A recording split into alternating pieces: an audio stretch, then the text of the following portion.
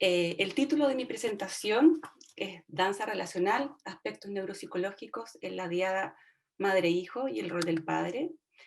La verdad que quisiera explicitar que siento que me quedo corto con el nombre, a pesar que ya es suficientemente largo, pero sería importante también precisar que vamos a hablar de la diada padre-hijo, también de la triada madre-padre-hijo, y en especial voy a hacer un pequeño apartado en relación al rol del padre. Comencemos entonces. Los temas que tengo preparado para hoy son los siguientes: el desarrollo del cerebro y su relación con los afectos, la importancia del ambiente en el desarrollo. Vamos a revisar los aportes de Spitt y de Bowlby, los aportes de la intersubjetividad, que ahí me voy a tomar del psicólogo y psicoanalista Víctor Guerra, y para terminar, las reflexiones en torno al rol del padre. Quisiera comenzar con esta imagen y frase que dice que la calidad de nuestro sistema nervioso depende de la calidad de nuestras relaciones. Las investigaciones han demostrado que el tipo de relación que establecemos con nuestros padres durante la infancia dejan una huella y se transforman en patrones, ya sea patrones de sentimientos, de comportamiento, neurológicos, que vamos a utilizar durante toda nuestra vida. Y esto se va a poner en juego en la relación con las demás personas y con el mundo. Respondemos a las necesidades de nuestros hijos, ya sea las necesidades físicas, de alimento, a sus miedos y emociones, al modo que los miramos y los escuchamos, tiene una importante influencia sobre el desarrollo del cerebro y también sobre el vínculo de apego. Y el tipo de apego también va a influir a su vez en la genética, haciendo que estos se expresen o se inhiban. En suma, el desarrollo humano no depende solo de los genes, sino que también de las relaciones. Y estas relaciones han de ser de calidad, afectivas y en sintonía con las necesidades de la infancia. Es por eso que distintos profesionales de la salud y de la educación intentamos transmitir a los padres sobre las necesidades emocionales de los niños para que ellos puedan responder a estas de una forma tranquila, congruente y consistente. Entonces, para poder hablar de esto, primero tenemos que ver qué pasa con nuestro desarrollo, específicamente con el desarrollo de nuestro cerebro. Este se inicia tempranamente a la tercera semana de vida embrionaria, pero la mayor parte del proceso de neurodesarrollo ocurre en el periodo postnatal hasta la vida adulta. Este cerebro en formación necesita de muchos factores para desarrollarse, de los genes, el ambiente interno, las condiciones ambientales externas, el alimento que vaya recibiendo durante este proceso, entre otros. Por ejemplo, no da lo mismo el nivel de glucosa, de insulina o de cortisol, de hormonas tiroideas, de los tóxicos como la nicotina, el alcohol y algunos fármacos. Todo influye en la formación de nuestro cerebro. Una madre, por ejemplo, cursando ansiedad, depresión, estrés, sensación de angustia, ya sea durante el embarazo o la etapa posterior, es reconocido neurobiológicamente como una anoxia para un neurodesarrollo. Por ejemplo, elevando los niveles de hormonas relacionadas al estrés, las que van a modular el desarrollo de nuestro cerebro. Y esto va a tener consecuencias en el desarrollo cerebral de ese niño y puede afectar diversas áreas, tales como el aprendizaje, la regulación emocional, la capacidad de memoria, su funcionamiento ejecutivo y así sucesivamente. Esta imagen nos muestra el curso del desarrollo durante la vida. Fijémonos que ya desde el embarazo están sucediendo procesos importantes. Detengámonos en este recuadro en rojo que marca los primeros 12 meses de vida. Este periodo está lleno de justamente de focos sensibles o críticos en donde si no se recibe la adecuada estimulación, muchas funciones no se desarrollarán o cesarán en su función. Las primeras funciones que se adquieren tienen que ver con competencias sensoriales básicas, como por ejemplo ver y escuchar. También en estos primeros 12 meses se le da mucha importancia al tacto y al movimiento, la estimulación vestibular. Y un poco más adelante vamos a adquirir otras funciones más sofisticadas, como el lenguaje, y más tardíamente funciones cerebrales superiores que van a permitir la capacidad de planificar, de organizar y reflexionar sobre nuestra propia conducta. Por lo tanto, es importante que consideramos que nuestro vínculo temprano, previo a la etapa verbal, previo a la comprensión racional de las cosas, debe establecerse de manera primordialmente sensorial, a través del contacto visual, del contacto piel a piel, del movimiento, del olor, de los sonidos. Nuestra corteza cerebral cuenta con todos los precursores neuronales que necesitamos. Sin embargo, estas van a ir proliferando en dendritas, axones y sinapsis para conectar completamente nuestro cerebro siempre que se den las condiciones favorables. Y esto alcanzaría un pic a los 8 meses, en donde sobreviene una poda neuronal de todas esas conexiones que no necesitamos o no establecimos. Entre los 6 meses y los 12 meses de edad es cuando hay un desarrollo masivo de conexiones sinápticas en el córtex prefrontal. Y estas van a alcanzar su mayor densidad cuando las relaciones entre padres y bebés son más intensas. Esto quiere decir que la calidad de la interacción de un bebé con su madre o con su padre va a ser lo que va a modelar este desarrollo cerebral. Revisemos un poco también el rol de las hormonas, ya lo mencionó Steffi también, ¿cierto? En el rol del parto. Y entonces sabemos que la oxitocina es conocida como la hormona del amor, ¿cierto? Algunos también lo ven como una hormona que permite la amplificación social o se conoce como la hormona tímida, ya que tiene que estar en un contexto de seguridad para que se exprese. La oxitocina, entre otras funciones, prepara el cerebro de la madre y también del padre para que se implique amorosamente con su hijo. También protege a la madre de los momentos de cansancio y de dolor, sobre todo en el posparto reciente. Estos niveles de oxitocina llegarán a sus estados más altos en las horas siguientes del parto y durante la lactancia. Tanto para la madre como para el padre, la mera presencia de su hijo los va a llevar a secretar oxitocina, propiciando ese estado de calma, donde el tiempo se detiene y buscamos la mirada del bebé y nos deleitamos en él. En este baño de oxitocina, en esas miradas, en esas palabras entonadas como caricias, en esa implicación gestual, nos involucramos afectivamente con nuestro hijo. Y así se propicia la danza del apego, que favorece la regulación emocional y también fisiológica. Basta con mirar esta foto para recordar los que han sido madres o padres, cómo uno disfruta de olerlo, sentirlo, dormir con ellos.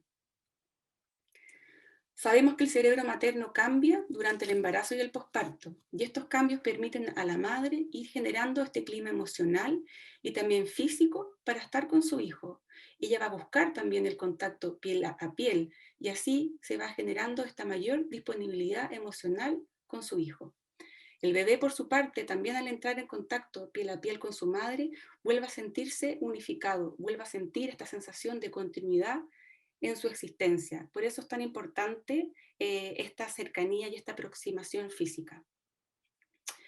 Y este contacto piel a piel, esta cercanía física y emocional, también va a permitir y facilitar muchas cosas. Regula la frecuencia cardíaca y la presión arterial del bebé, fortalece su sistema inmunitario, regula la actividad muscular y el nivel de la hormona del crecimiento, regula su temperatura y disminuye la hormona del estrés. Un ejemplo también claro de la importancia del contacto piel a piel tiene que ver con el método canguro, que permite al bebé mantener una continuidad y de ahí desplegar sus recursos para poder alimentarse, mirar a sus padres, los identifica en su olor y en su tono de voz. Esta fotografía me parece maravillosa de este padre con su hijo. Esta es una foto de UNICEF España. Pasemos ahora a revisar la importancia del cariño y la protección viendo los aportes de René Spitz. La mayor contribución viene de sus estudios sobre los efectos de los cuidados maternales y la carencia afectiva en bebés. Él observó que la tasa de mortalidad durante los primeros meses de vida era mucho más elevada en aquellos bebés que habían vivido la separación abrupta de su madre, ya sea por fallecimiento o por enfermedad. Él describió la depresión anaclítica o el síndrome de hospitalismo, el que se caracteriza porque el bebé, en ausencia de su madre, pierde la expresión de su rostro, pierde la sonrisa, presenta mutismo, anorexia, dificultades en el sueño, pérdida de peso y retraso en el desarrollo psicomotor. La importancia de los aportes de Spitz es que este cuadro clínico fue uno de los primeros que demostró los efectos de la falta de contacto afectivo y sus consecuencias negativas en el bebé. Y debido a estas investigaciones es que la manera de atención a los niños que están hospitalizados cambió radicalmente. Revisemos también a modo general, porque esto da para una ponencia completa, los aportes de Bowlby, quien dice que los humanos formaríamos relaciones de apego con nuestro cuidador principal para asegurarnos los cuidados que necesitamos para vivir.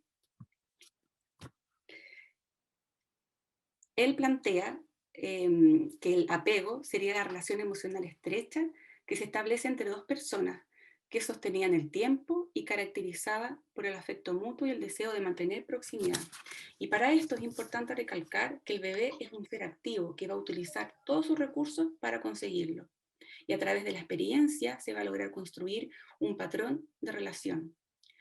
El bebé que no recibe los cuidados adecuados puede desarrollar una respuesta al estrés más intensa y por lo tanto un vínculo de apego inseguro. Bowlby nos entrega en su tesis central 3 postulados que tienen que ver con lo siguiente: que habría una motivación primaria. Y esto quiere decir que los seres humanos estamos innatamente preparados para formar relaciones de apego con nuestros cuidadores principales. Estas relaciones de apego funcionan para proteger, es decir, para la supervivencia física y psíquica. Y para esto, en momentos de estrés o de separación, se activan conductas de apego con el objetivo de mantener la proximidad con la figura que nos está cuidando. Conductas de apego sería, por ejemplo, el sonreír, llorar, alzar los brazos, balbucear, gritar. Es importante mencionar que no toda instancia relacional que se produce entre seres humanos es generadora de vínculo de apego, sino que debe existir un patrón continuo de regulación y contención del estrés. Recordemos que esto surge justamente para poder sobrevivir. Y esto nos permite pensar por qué sucede y es tan importante que los niños buscan a los adultos para poder calmar y poder regularse. En los primeros meses de vida, esto se consigue a través del sostén corporal. Y en la medida que el niño o este bebé se encuentre con un cuidador responsivo que esté disponible, va a poder ir generando y van a ir co-construyendo este vínculo de apego seguro. Esto es importante porque los niños con apego seguro parecen tener una considerable ventaja en su desarrollo, tanto cognitivo como emocional y social. Revisemos un poco ahora entonces cómo esta relación se construye luego del nacimiento, en los primeros meses, sobre todo a partir de los sentidos.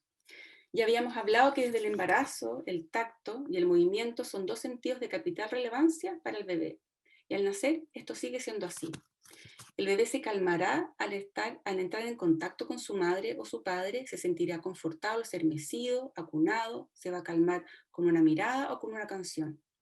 Y aquí, como vemos en esta imagen, es importante entender que la relación de los padres con sus hijos es bidireccional, es decir, que se van influenciando mutuamente. En esta relación, por ejemplo, los cuidados cotidianos, corporales, a través de los sentidos, el niño también va a poder ir percibiendo que hay una disponibilidad y una sintonía para responder a sus necesidades. En esta imagen vemos cómo el bebé se acomoda en este sostén corporal de su madre. Y aquí quisiera hacer referencia a la psicomotricista Claudia Ravera, que nos dice que al observar a un bebé recién nacido o con pocos días de vida siendo amamantado por su madre, nos podemos fijar en el contraste en el tono muscular de los miembros de esta guagua, es decir, sus brazos y piernas están flectados, más bien hipertónicos, y la cabeza y tronco están más relajados. Con sus reflejos, un bebé pequeño, con su reflejo de presión palmar y plantar, él se va a prender al pecho de la madre y la madre lo sostiene de la espalda y la cabeza. Esto es un ejemplo de este acoplamiento, de esta sintonía emocional, donde además se favorece el encuentro de miradas. Otro ejemplo de esto en el caso que un bebé llore y que la madre lo toma, lo mece, le da besitos. La madre lo regula principalmente a través de su rostro, de su tono corporal, de su voz, al tocarlo, al cantarle. La madre va modelando sus respuestas según esta danza relacional. Ella va respetando los estados emocionales de su hijo y le va devolviendo un significado. Quise incluir también los aportes de la intersubjetividad y me voy a basar principalmente en lo que propone Víctor Guerra, que es un psicólogo y psicoanalista uruguayo que lamentablemente falleció recientemente y muy joven. Y para considerar entonces los aportes de la intersubjetividad, primero me parece importante definir qué vamos a entender por subjetividad, y así poder articularlo con la intersubjetividad.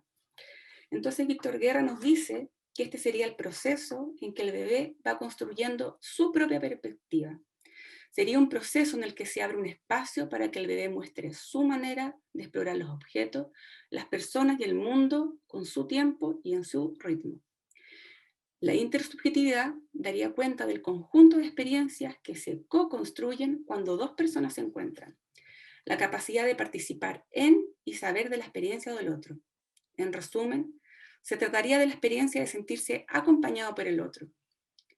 Y él menciona que de los elementos que colaboran en la construcción de la experiencia de intersubjetividad, la empatía y el ritmo son relevantes. Y los vamos a revisar ahora. La empatía la vamos a ver en este despertar empático.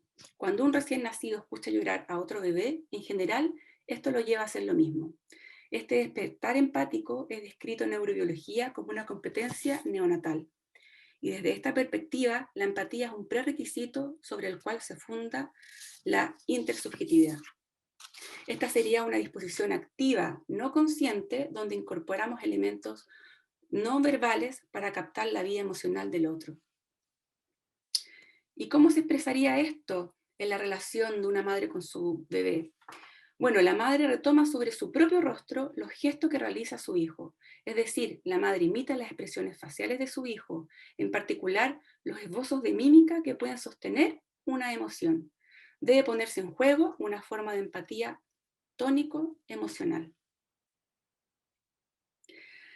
También aquí es muy importante ahora, me voy a referir al ritmo y lo vamos a conceptualizar tal como lo hace Víctor Guerra, como una ritmicidad conjunta. La interacción madre-bebé se encuentra plagada de ritmo, ya sea durante las interacciones placenteras, como los recursos que utiliza ella para calmar a su hijo. La ritmicidad de las experiencias da la ilusión de la permanencia. El ritmo entonces sería un recurso para superar la discontinuidad, calmando al bebé a través de la pluralidad de actividades rítmicas, el amacado, la succión, la canción de cuna. Sobre la canción de cuna se han hecho diversos estudios donde muestran el factor protector que genera no solamente para el bebé, sino también para la persona, en este caso la madre, que es quien está cantando. Pero no todo es encuentro, no todo es ritmo, ¿cierto? También están los desencuentros. Y una de las dificultades mayores en el vínculo temprano es la presencia de elementos depresivos en el entorno que cuida del bebé. Las características de la interacción de una madre depresiva con un bebé es la forma monocorde de interacción, en la cual quedan ausentes tanto las explosiones rítmicas como la vitalidad rítmica del movimiento. Es decir, es una interacción más bien plana, sin variaciones, sin esto de sorpresa, de mirar, de jugar. Veamos ahora el rol, perdón, me fui para atrás. Lo que señala Víctor Guerra, también que tiene que ver con el intercambio de miradas. Ser mirado, ser visto por el otro, parece algo fundamental. ¿Cierto? Vemos en esta foto que muestra como ambas caras, la del bebé y la de su padre recién nacido en este encuentro visual. Stern también nos habla de estos juegos de mirada, y él da cuenta en este juego de miradas como estos momentos de encuentro placentero a partir de los 2 meses en los que la madre, colocando al bebé frente a su rostro, comienza a hablarle y a jugar con él a través de los movimientos de su rostro y de las variaciones de su voz. Y esto da cuenta justamente de esta sintonía y de esta danza relacional. A esto yo le sumaría los aportes que nos hace Winnicott cuando él plantea que el rostro de la madre es el espejo de las emociones del niño y que él se reconoce como ser en su mirada. Es así que el rostro materno deviene, como lo ha señalado Winnicott, un espejo de los afectos del bebé.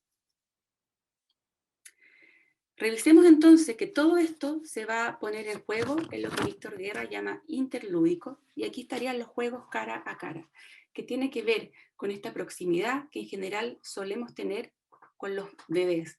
Nos acercamos, para hacer lectura de su rostro, para ver cómo se siente, si estará cómodo, incómodo, si tiene hambre, si tiene frío.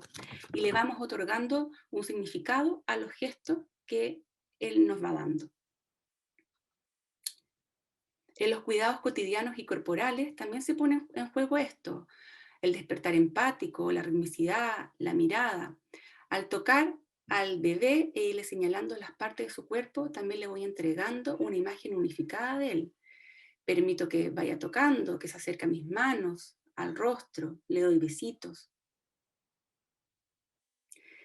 Y el juego de las manitos se los traje porque me parece muy interesante. Vemos que un bebé pequeñito, cuando se encuentra en la línea media con sus manos, se queda asombrado y maravillado. También se maravilla después de las manos de su madre, ¿cierto? Y la mano permite hacer muchos juegos con un bebé.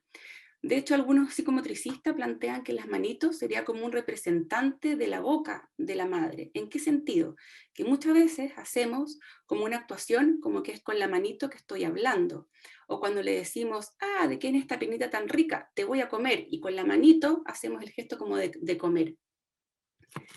Justamente en estos juegos es cuando se pone también implicado estos elementos de la intersubjetividad.